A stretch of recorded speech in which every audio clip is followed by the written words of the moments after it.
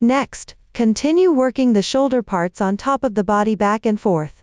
Here, divide into left and right shoulder parts for working. Note that the left and right here refer to the wearer's perspective. Let me briefly explain the working sequence. First, continue knitting the left shoulder part back and forth with the previous yarn. Decrease stitches on the neckline side. Work even on the edge first. Then work short rows to form the shoulder part sloping. Finally, place the remaining stitches on hold. Next, join yarn on the right side of the neckline. Bind off at the neck opening. Then crochet the right shoulder part back and forth. Similarly, decrease stitches on the neckline side. Work even on the edges first. Then work short rows to form the shoulder part sloping. Finally, finish off the same way. For specific short row techniques, neckline decreasing and shoulder finishing methods, please refer to the demonstration video below. It's worth noting that the video only demonstrates the method. You can learn it first, then follow your own pattern chart. Let's learn a common neckline decreasing technique, which is decreasing by knitting purl stitches to create the required curve. Suppose this is the front body neckline. So, this side is the left shoulder. This side is the right shoulder. Sometimes, short rows are needed for the shoulders, but there are no short rows here. We're only explaining neckline decreasing. Let's start with the left shoulder first. This chart has fewer stitches, mainly focusing on the technique. First, knit row 1 of the neckline, which means knitting 13 knit stitches first. If there are more stitches, you can use stitch markers to separate these stitches before knitting. I've already finished row 1.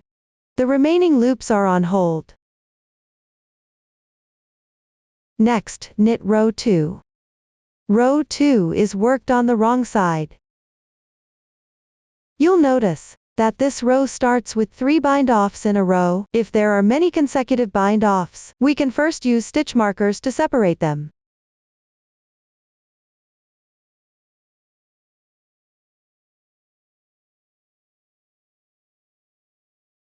Begin binding off. Start with 1 slip stitch, then 1 purl stitch.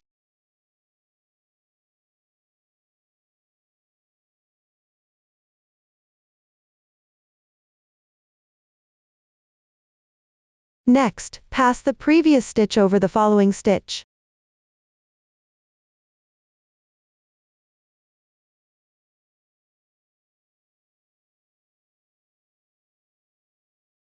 This completes 1 bind off. Continue with 1 purl stitch.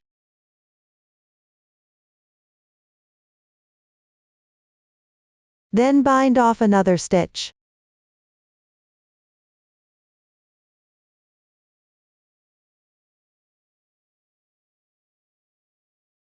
Unless otherwise specified.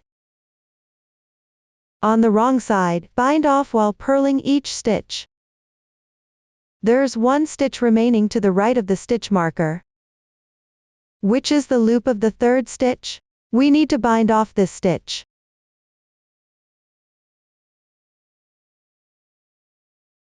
Therefore, knit 1 more stitch and bind it off. The very next stitch is the stitch adjacent to the last bind-off marker.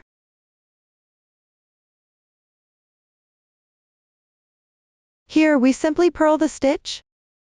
Note: since stitch techniques may vary across different patterns, this stitch should be crocheted according to the chart.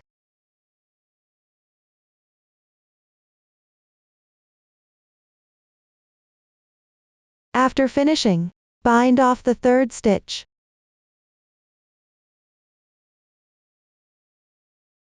This way, the 3 stitches on the pattern chart are bound off. Continue working according to the chart. Note: the next step should start from the 2nd stitch next to the bind-off marker. Begin knitting from the 2nd stitch next to the bind-off marker. Before knitting, gently tighten this loop to prevent noticeable holes.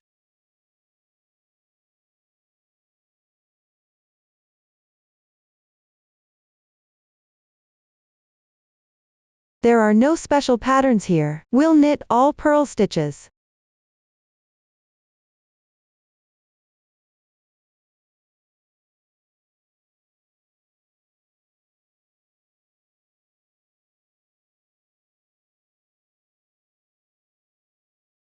Now, the second row is complete. Next, work on the third row, refer to the chart. Knit all knit stitches.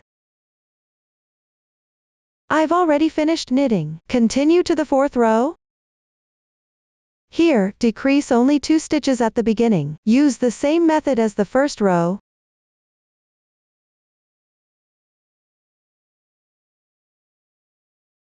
First, work 1 slip stitch. Then, work 1 purl stitch. Decrease 1 stitch.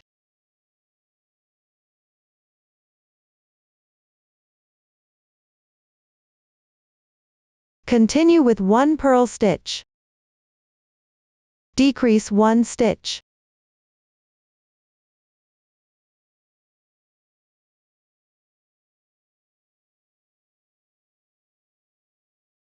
Gently tighten the loop. Then, knit all purl stitches, and complete the 5th row as well.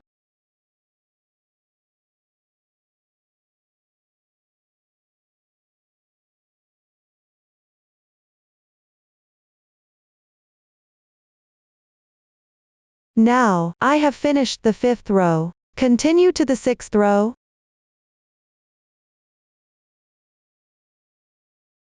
At the beginning of this row, decrease only 1 stitch. Use the same method as decreasing the first stitch in the first row.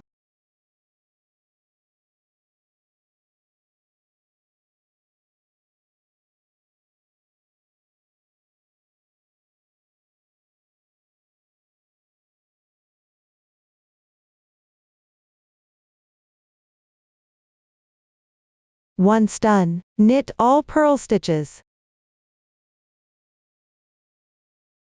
The remaining 7th and 9th rows are all knit stitches. The 8th row is the same as the 6th row. Decrease 1 stitch at the beginning. The 10th row does not require decreasing stitches. Knit all purl stitches normally. Now, I have completed these 10 rows. Finally, there should be 6 stitches remaining. This part is marked as tuck-in stitches, which means we need to temporarily secure these loops. We can use waste yarn to temporarily secure them.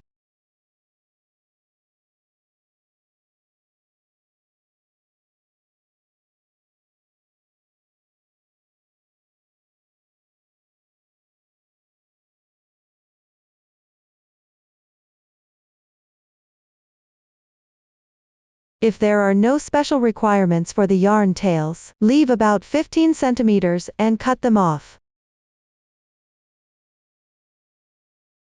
Pay attention to prevent the loops from slipping. The left shoulder is now finished. Next, knit the right shoulder. Before knitting, we need to decrease 9 stitches in the middle first. You can separate them with stitch markers.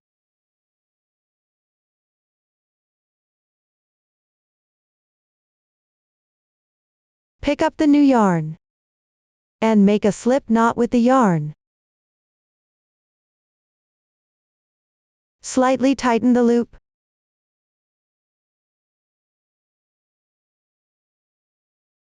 Knit 2 stitches first.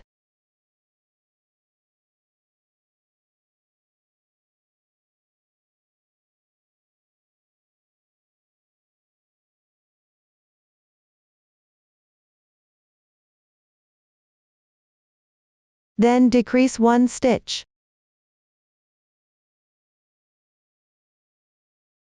Knit 1 more stitch. Decrease 1 stitch. Unless otherwise specified, on the right side it's bind off while knitting the both sides together. Continue decreasing the remaining stitches.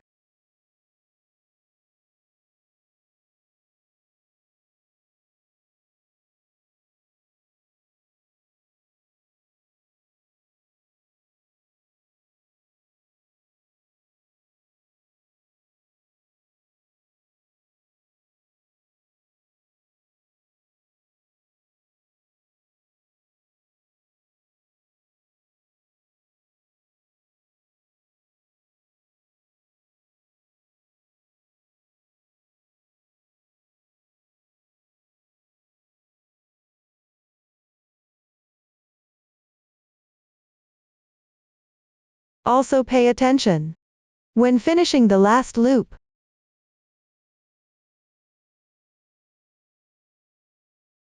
the stitch you just knitted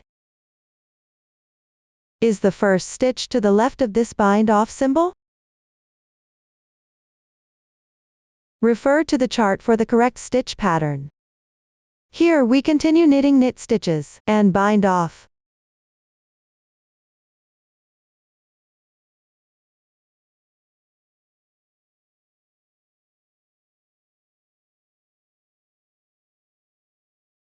Once completed, finish the row starting from the second stitch. Then, on the wrong side, knit the entire second row in purl stitches. Now I've finished the second row. Continue working row 3.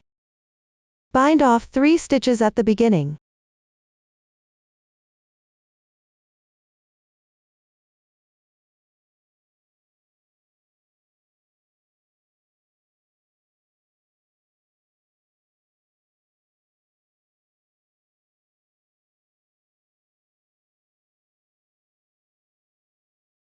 First knit 1 slip stitch and 1 knit stitch.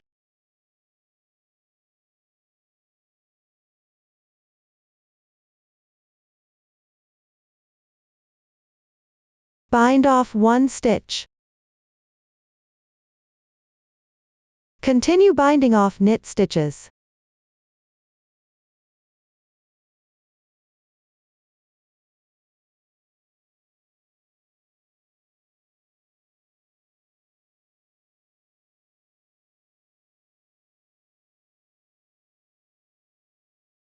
Now, 3 stitches have been bound off. Finish the third row, and complete the fourth row.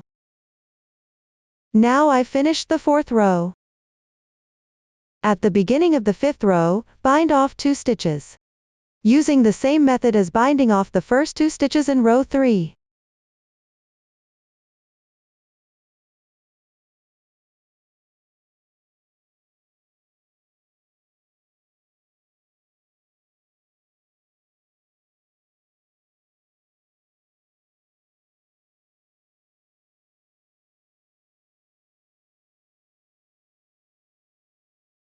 For the following rows 7 and 9, bind off 1 stitch at the beginning, using the same method as binding off the first stitch in row 3.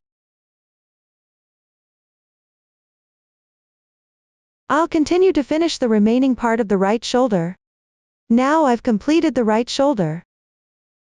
There should be 6 stitches left here, and temporarily secure these 6 stitches. That's it. That's the method for decreasing stitches at this neckline. Short rows with stitches left on the right side. As you can see, here we need to do 6 short rows. Row 1 is worked on the wrong side, leaving 5 stitches unworked at the end. I've already finished it. Row 2 is worked on the right side. First make a wrap on the right needle like this. Then work 1 slip stitch.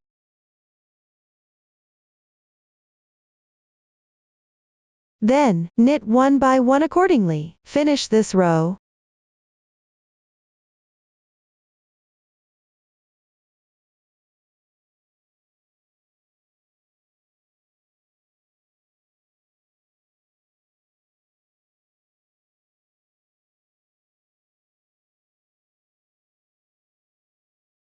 Once done, continue to work row 3.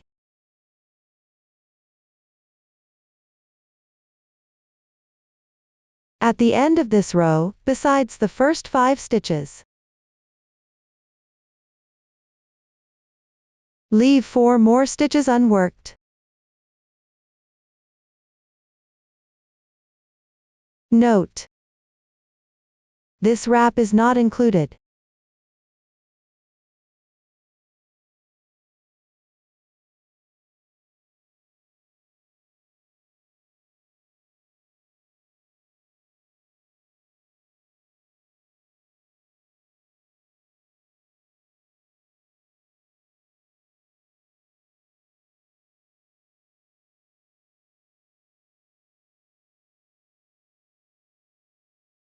Once completed, continue to work row 4.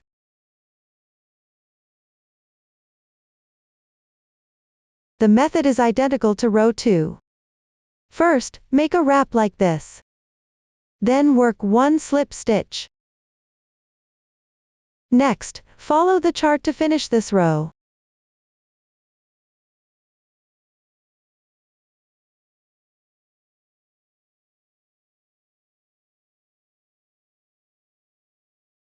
For the following row 5, leave 4 more stitches at the end. Similarly, the wrap is not counted. Row 6 is worked in the same way as row 2. I'll continue to work these 2 rows.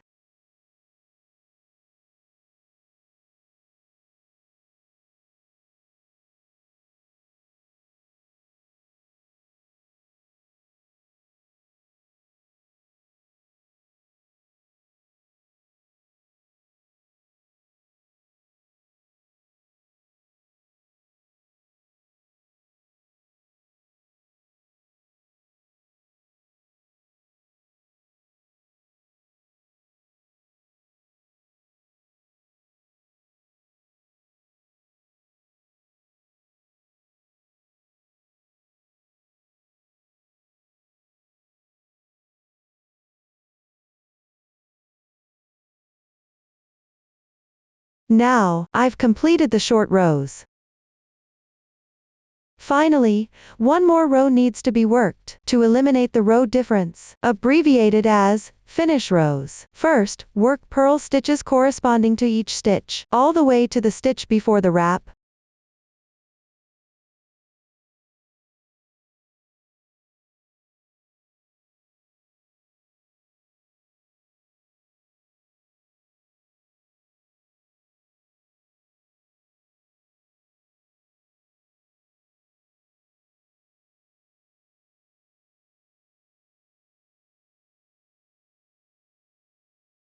Once done, swap the wrap with the stitch on the left side.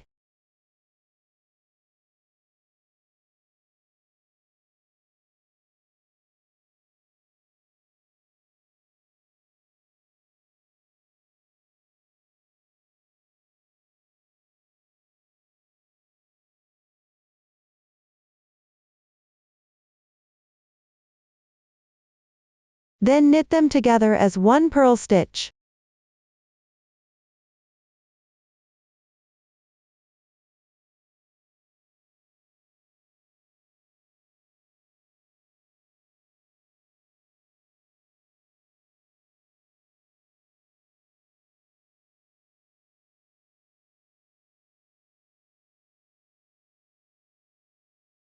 Every time you reach the wrap position later,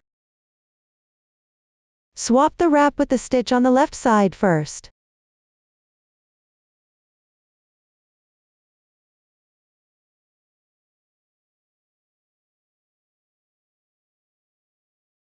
Then knit them together as one purl stitch.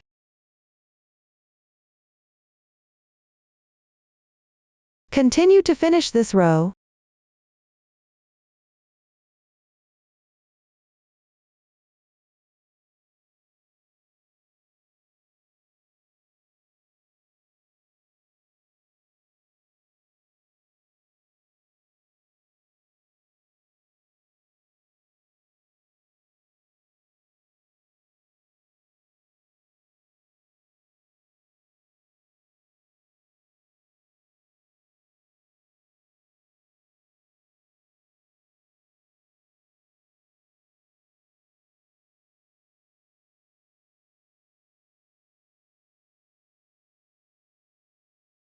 Now, the row finishing is completed. Take a look. This is the right side effect.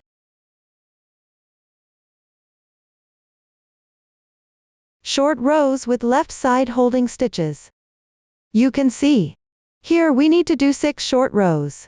Row 1 is worked on the right side. Leave 5 stitches unworked at the ending. I've already finished it. Row 2 is worked on the wrong side. First, make a wrap on the right needle like this.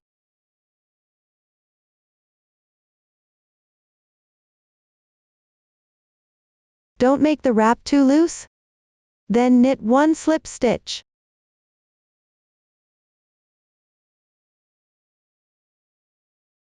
Next, work purl stitches into each stitch in sequence. Finish this row.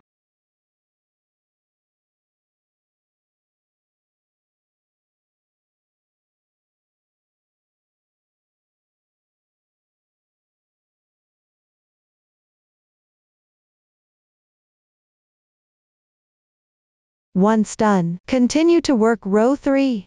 At the ending of this row, besides the first 5 stitches, leave 4 more stitches unworked.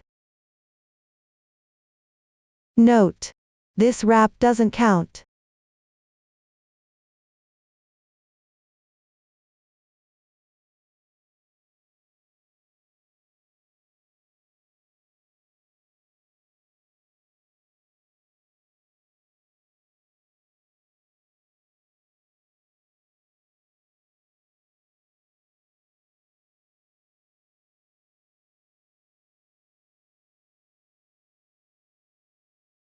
Once completed, continue to work row 4.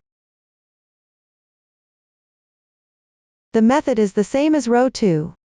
First, make a wrap like this.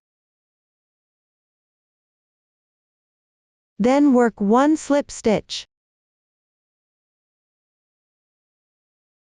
Next, follow the chart to finish this row normally.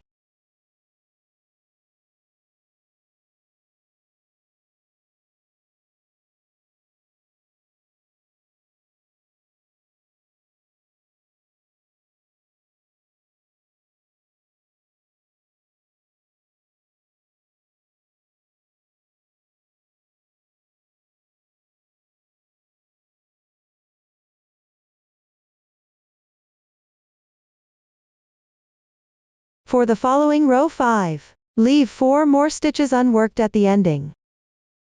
Similarly, the wrap doesn't count. Row 6 is also worked in the same way as row 2.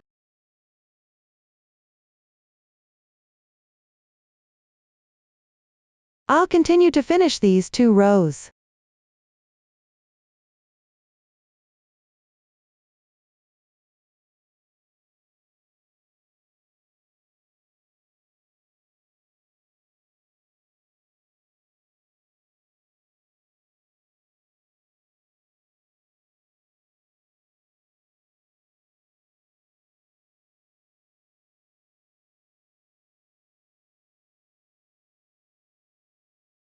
Now, I've completed the short rows. One more row needs to be worked next, to eliminate row differences, commonly called row elimination. First, knit 1 by 1 accordingly. Keep knitting until 1 stitch before the wrap.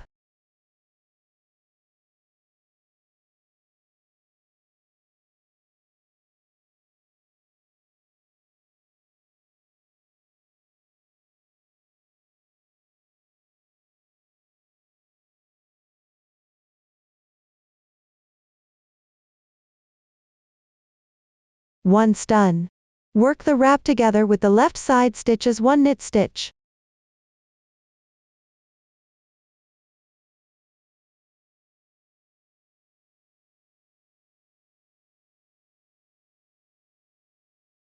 Each time you reach the wrap position afterward,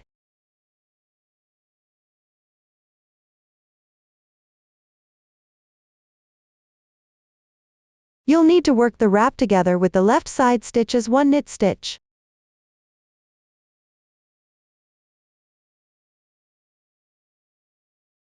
Continue knitting this row to the end.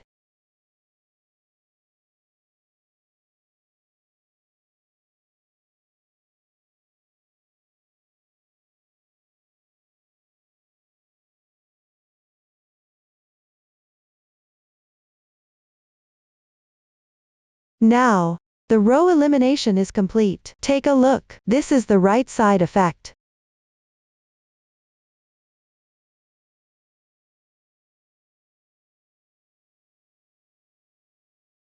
This is the wrong side effect. Sometimes to make the row counts identical on both sides, one more row needs to be worked. Just follow the pattern chart accordingly. That's how the front body is completed. Next, let's learn the back body. It's divided into the hem, the body and the shoulder parts. Start with the hem, using the same method as the front body. After that, work on the body and shoulder parts. The technique for the body and shoulder parts is similar to the front body, except no pattern needs to be worked, because there's no pattern on the back body, and the needle size is different from the front body, so the row count will be different from the front body. When actually working on the back body, knit 10 rows first.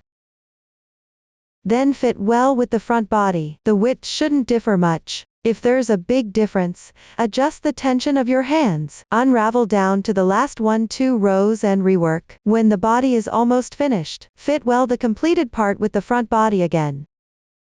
The fabric pieces before short rows at the shoulders of the front and back bodies should be aligned in height. If the difference is small, continue knitting. After the body is finished, check the back body shoulder parts.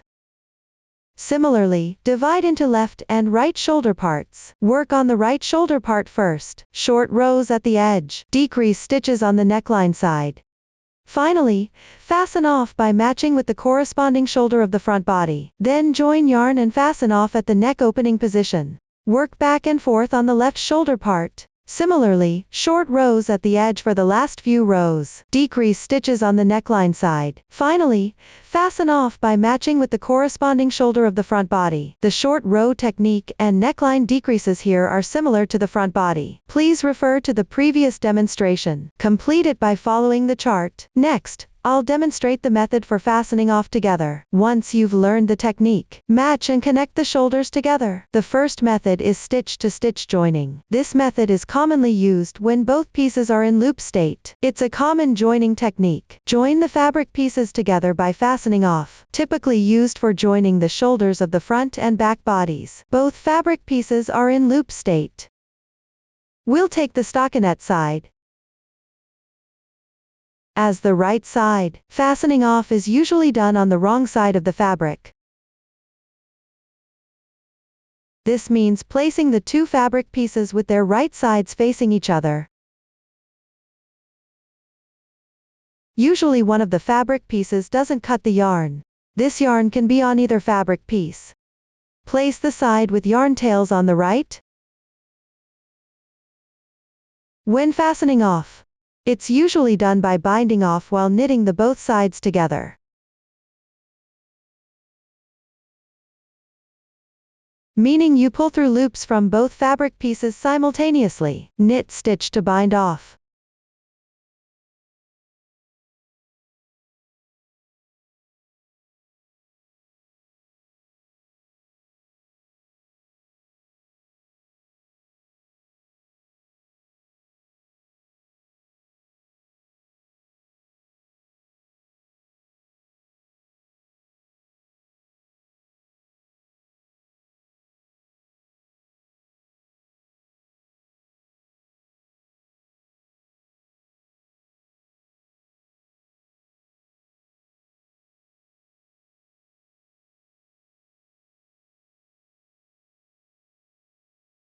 Work into each stitch in sequence while binding off. If one fabric piece has more stitches, you'll need to decrease stitches while binding off on the side with more stitches. Assuming this piece has more stitches, you can insert into 2 loops at once. Then continue inserting into 1 loop. Knit stitch to bind off.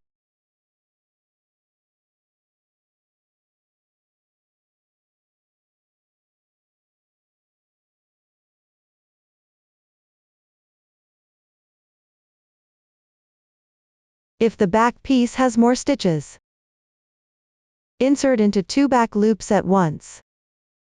Knit stitch to bind off.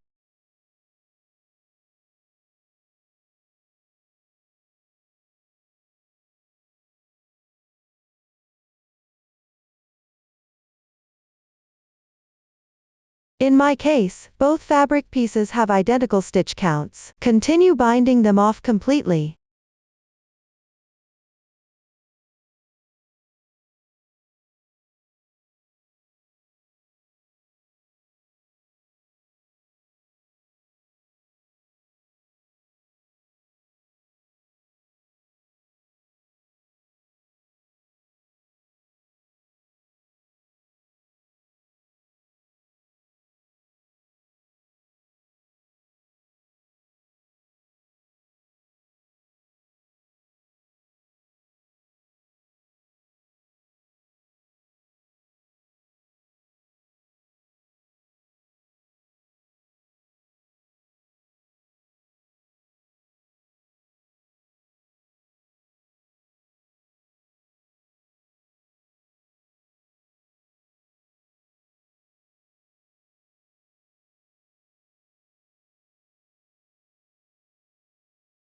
Tuck in the yarn tail to secure the knot. This is the effect after joining and binding off. Up to this point, the back body knitting is complete. Next, let's learn about the sleeves. They're divided into left sleeve and right sleeve. Both consist of cuff edge and sleeve body. For the left and right sleeves, except for different patterns, the knitting method is identical. Below, I'll demonstrate using one sleeve as an example. The cuff edge uses the alternate knit and purl stitches method for casting on. Then knit back and forth. The technique is similar to the front body hem. Follow the previous demonstration. Refer to the chart to complete it. Next, knit the sleeve body. All are flat knitting fair aisle. The technique was explained in the front body section. You'll need to increase stitches during the process. The new stitch techniques used are right increase and left increase. Starting with row 1 of the body. Right increases will be worked on knit twisted stitches and purl positions. On all other rows, work corresponding right increases on knit stitches. All increases are worked on the second stitch from the beginning and end of each row. For specific techniques of right and left increases, please refer to the video demonstration below. Once you've learned the method, refer to the chart to complete the sleeve body section. Right increase on knit stitch. Usually there's a braid below the loop. First, pick up the right strand of this braid.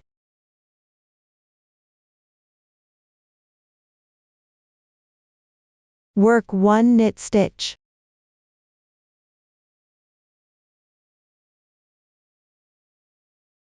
This is the increased stitch. Then continue to insert into the loop of this stitch. Work 1 knit stitch.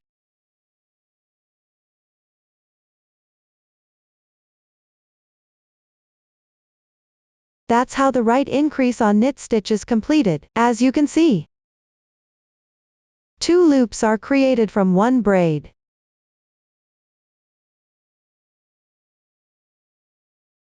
Let me demonstrate again.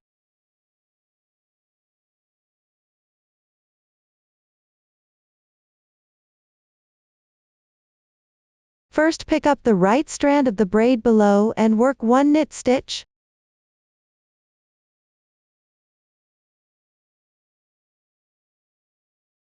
Then pick up this loop and work another knit stitch.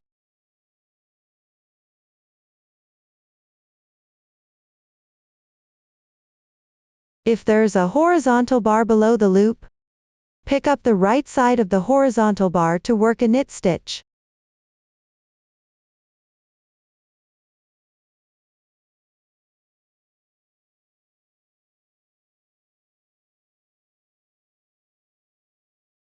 Then pick up this loop to work a knit stitch. Let me demonstrate again.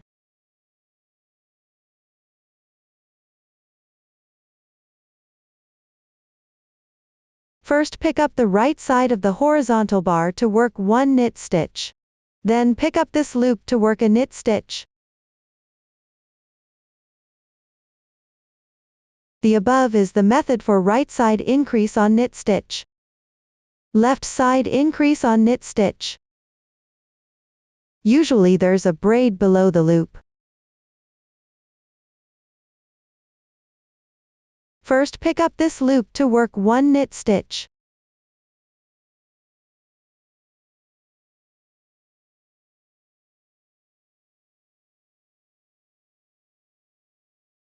Then find the second braid below the loop. Insert the left needle from left to right to pick up the left strand of this braid.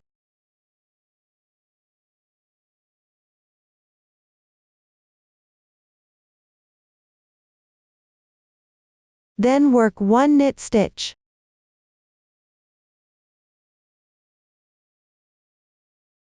This stitch on the left side is the increased stitch. This completes the left side increase on knit stitch. During working, you may also encounter using two colors of yarn. When working, right side and left side increases. Here I'll explain using right side increase as an example. The increase technique remains the same. Just switch colors normally according to the pattern design.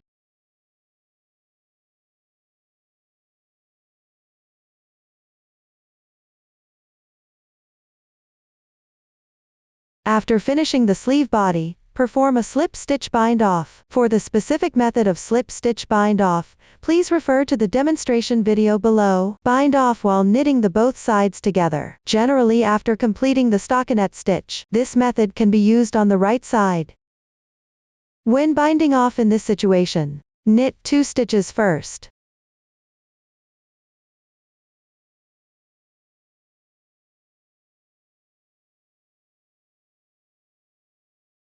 Then use the left needle to pick up the previous stitch. Pull it over the next stitch.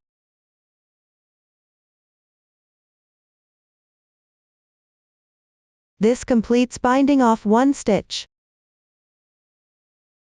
Continue knitting 1 more stitch.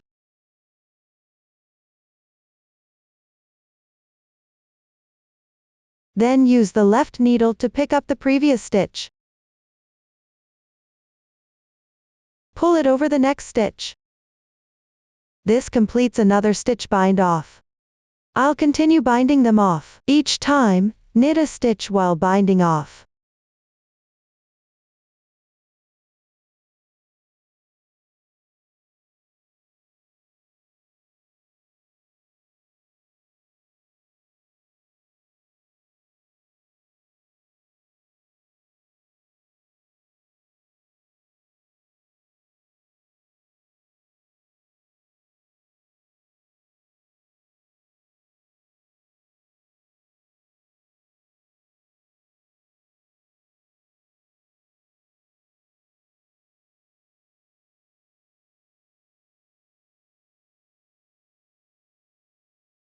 Now only 1 loop remains. Stretch the loop. Then leave a yarn tail and fasten off. The tail length depends on the specific fabric situation. Usually, leaving about 10 centimeters is sufficient. Thread the yarn tail through the loop. Pull tight.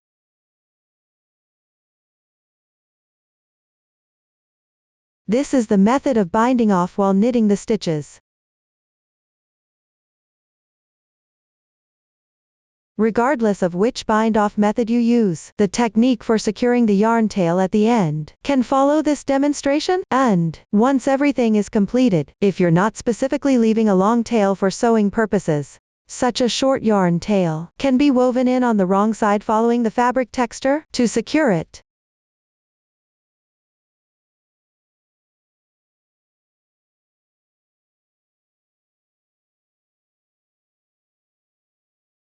Try not to affect the right side texture.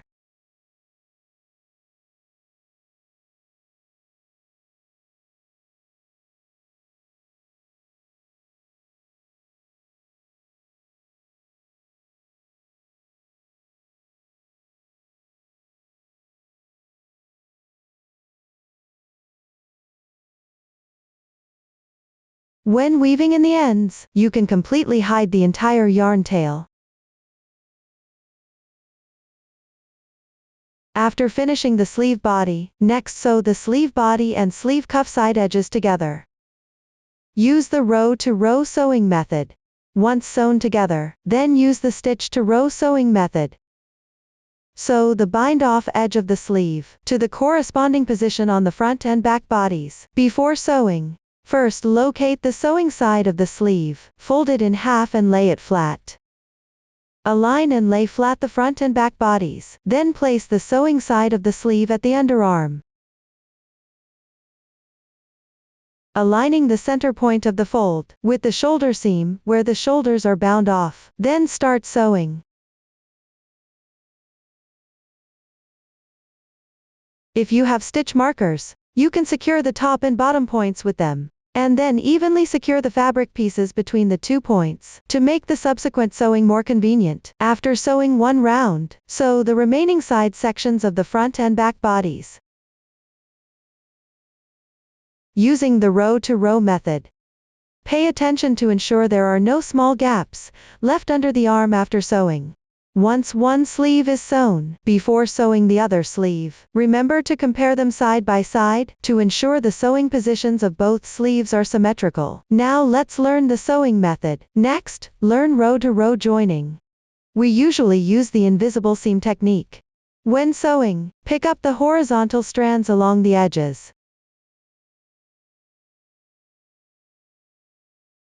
First, let's get familiar with the fabric piece. Start by locating the first stitch at the edge. The first stitch at the edge usually has 4 scenarios. The first is a slip stitch, which means slipping the stitch without knitting to follow the texture, forming a large braid. The second is also a slip stitch, but when slipping the stitch, it's worked against the texture below, creating this kind of knot.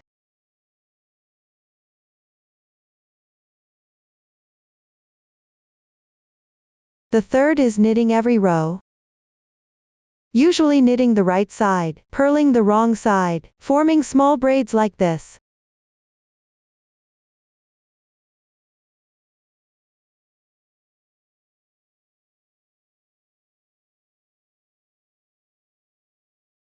The fourth is also knitting every row, usually knitting both right side and wrong side in knit stitches, creating ribbed texture. The first stitch on the left side is actually the second stitch. For example, this fabric piece. When viewed from this side, the second stitch shows knit texture. When viewed from the other side, the second stitch becomes purl texture. Whether the second stitch shows knit texture or purl texture, you can notice all loops are facing forward.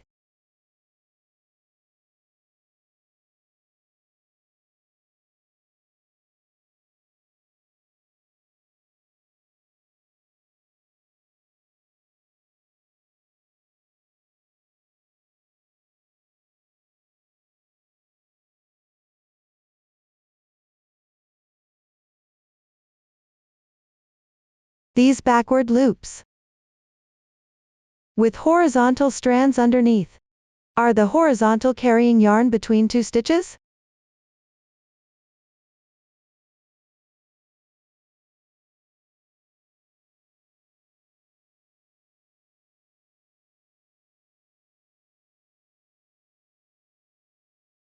The same applies to this side.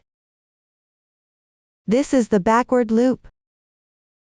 This strand is the horizontal carrying yarn between 2 stitches.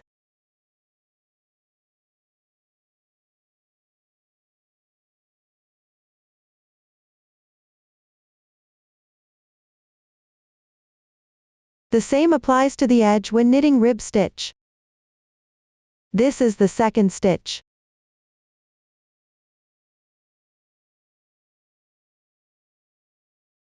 This column represents the second stitch.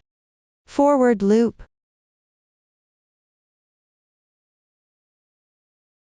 Between these 2 stitches. Backward loop. This single strand is the horizontal carrying yarn between 2 stitches?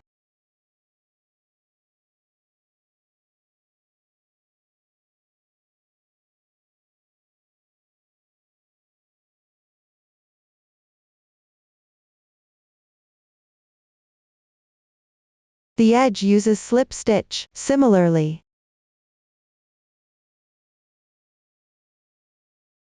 between these 2 stitches, there are horizontal carrying yarn strands.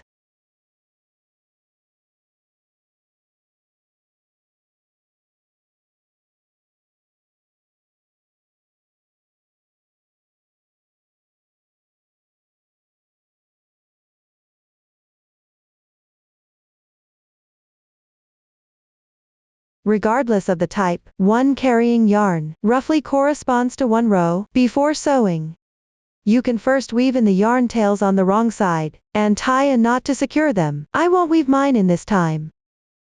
Invisible seam involves alternately picking up the horizontal strands along the edges of these two fabric pieces. For sewing, pick 1-2 strands each time. Note, if the row counts match between the two pieces, you can sew them together correspondingly. This means picking the same number of strands each time.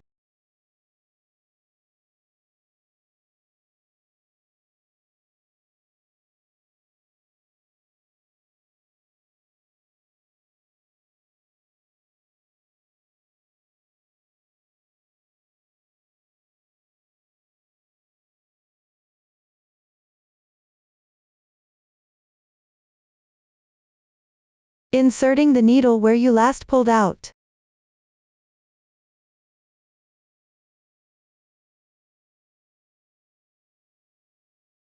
To pick up the horizontal strands. Here, I pick one strand each time.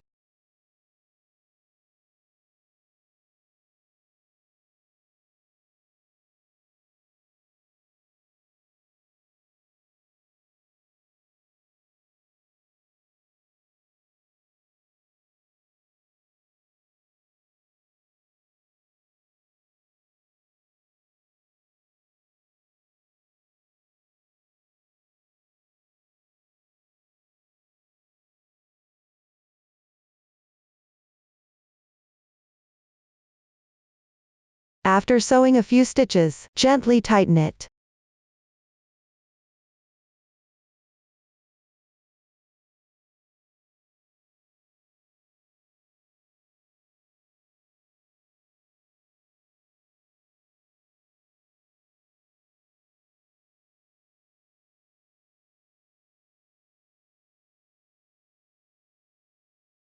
If the row counts differ between the two pieces, but you need to sew them together evenly, you can pick slightly more strands on the side with more rows. For example, overall, you're still picking one strand each time. On the side with more rows, you can pick 2 strands at appropriate positions.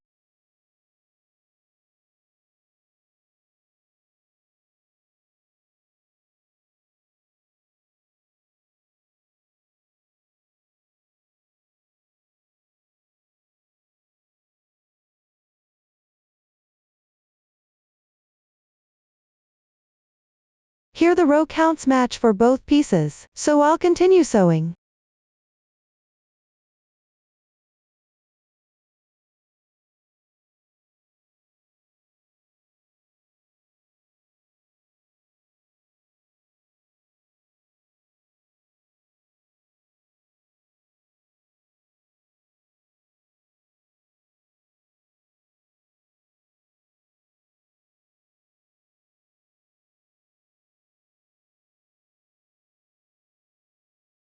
This is the seamless sewing for rows method.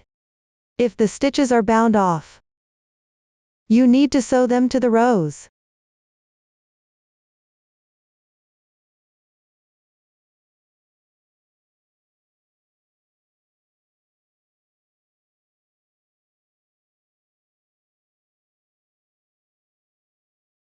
On the bound off side, pick up the reversed braid.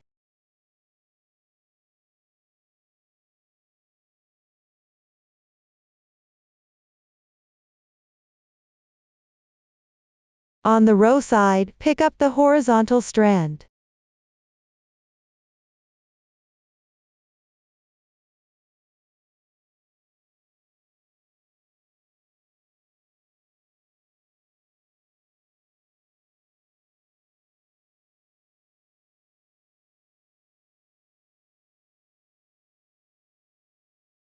And, if there are more rows than stitches, depending on the situation, at appropriate positions, pick up 2 horizontal strands at the same time.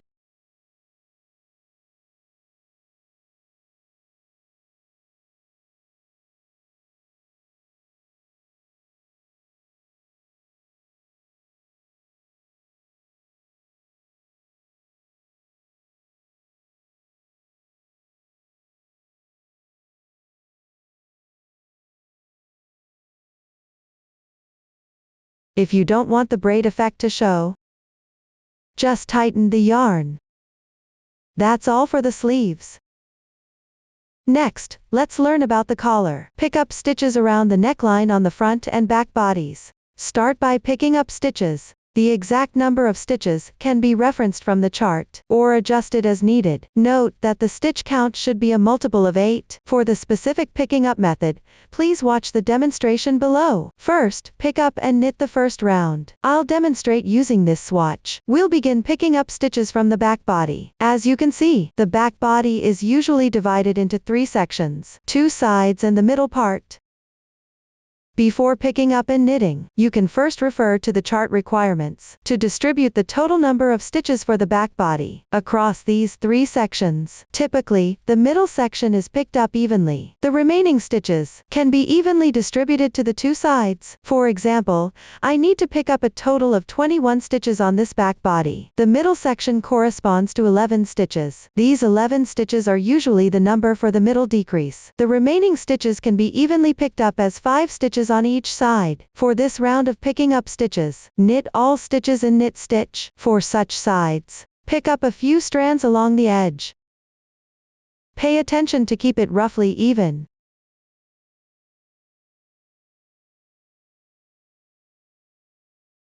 Here, I'll demonstrate using different colored yarns for easy watching.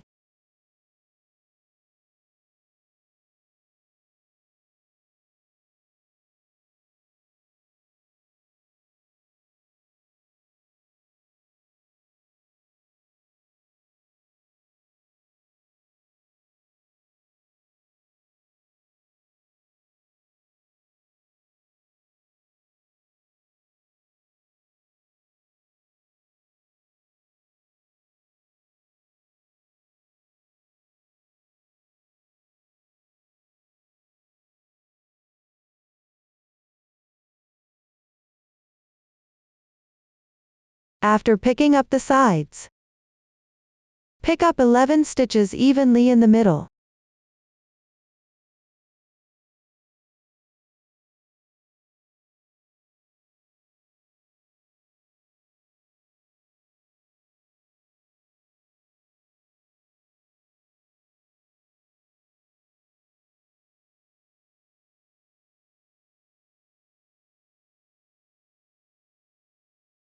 Once completed this side, continue to pick up 5 stitches evenly.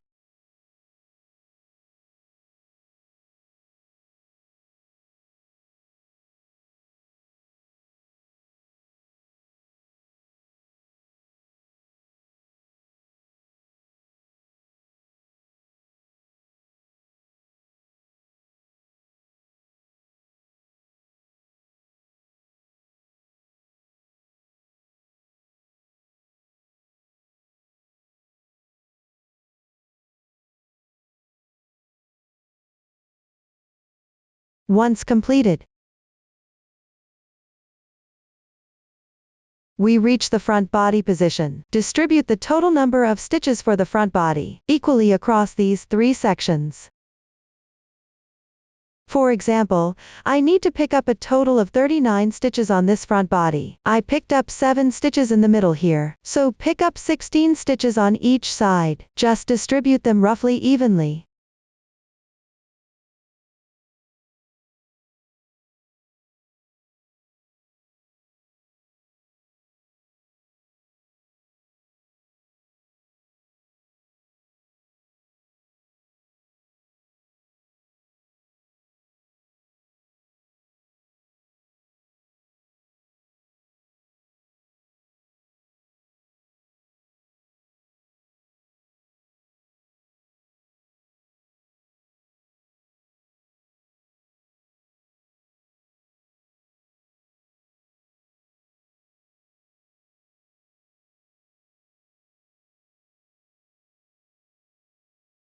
Once all picked up, check the stitch count, then distribute them evenly across 3 straight needles.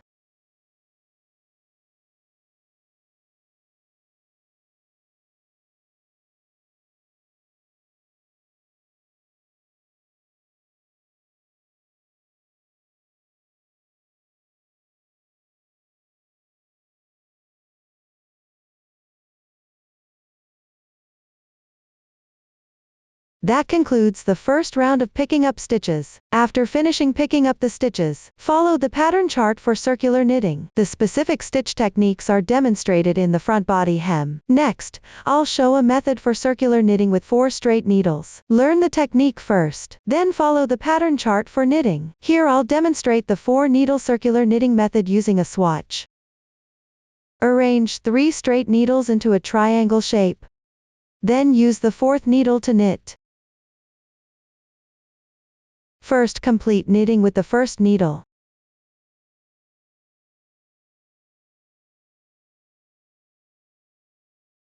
Tighten the yarn where the needle ends meet.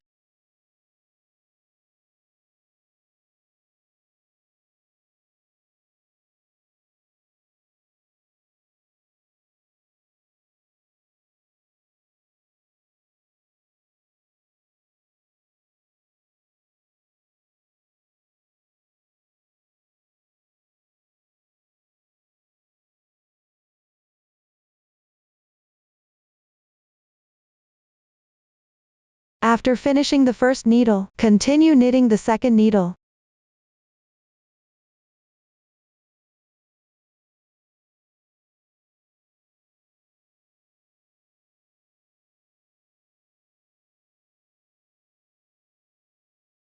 Similarly, tighten the yarn slightly after finishing the first needle.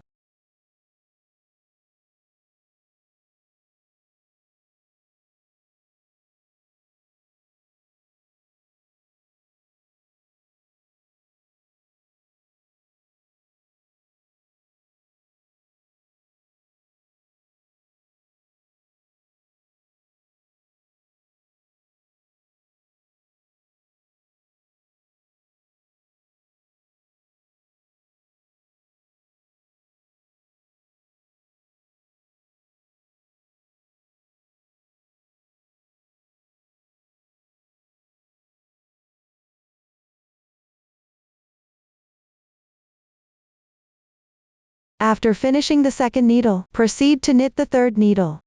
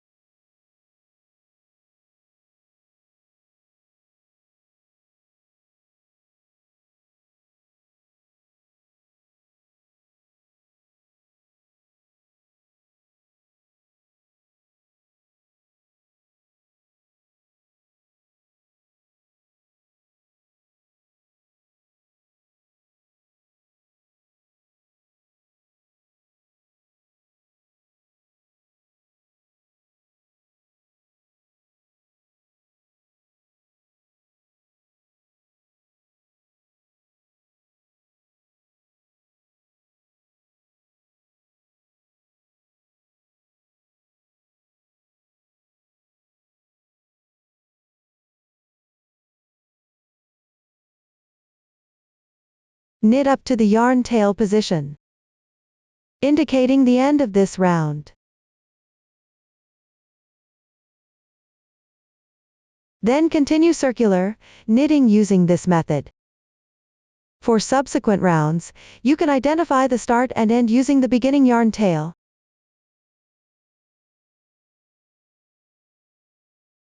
Alternatively, mark the first stitch. This is the 4 needle circular knitting technique. After finishing the last round of the collar, perform a single rib bind off. Now, let's show. After completing all knitting, perform a single rib bind off. First, knit 2 stitches with opposite texture to the one below. Here the first stitch below is a braid, and the second stitch below is a horizontal line. Therefore, first knit 1 purl stitch, then knit 1 knit stitch. Then pull the first stitch over the second stitch, which decreases 1 stitch. Continue knitting 1 stitch with opposite texture to the one below. Here it's a braid. So knit 1 purl stitch. Before knitting, pinch the bottom of the loop on the right needle with your left hand. Take the needle out. Place it under the yarn and back through the loop. Then knit a purl stitch. Then pull the first stitch over the second stitch.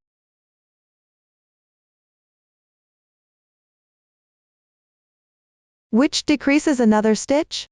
Continue knitting one stitch with opposite texture to the one below. Here it's a horizontal line, so knit one knit stitch. Before knitting, take the needle out, place it above the yarn and back through the loop. Knit one knit stitch.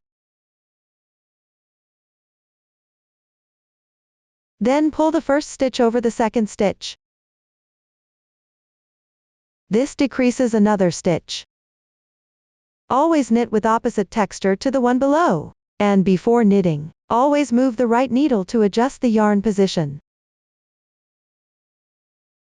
When purling, the yarn should be above.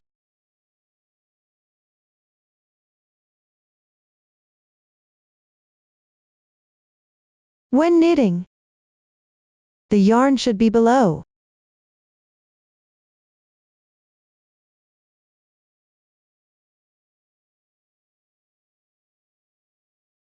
Let's continue decreasing until finished.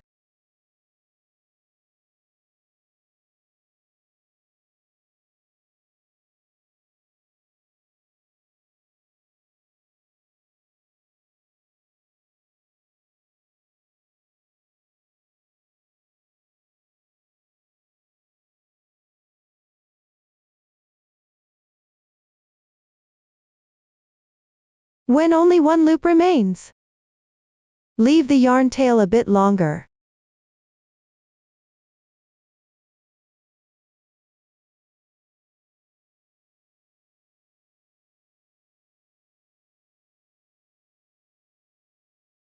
Secure the loop.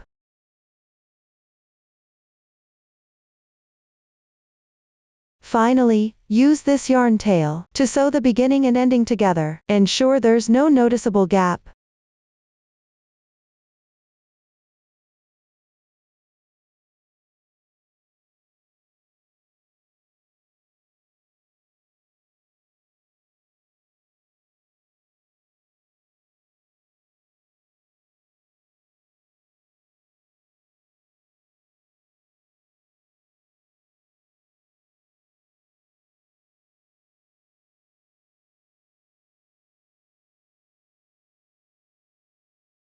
This completes the single rib bind off. That concludes the collar explanation. Up to this point, the entire sweater construction has been fully explained. If there are any unclear parts during the working process, don't hesitate to join our Facebook group to get supports. Susan's family, supporting your handwork experience, sharing the joy of life. Thank you for watching. See you in the next video.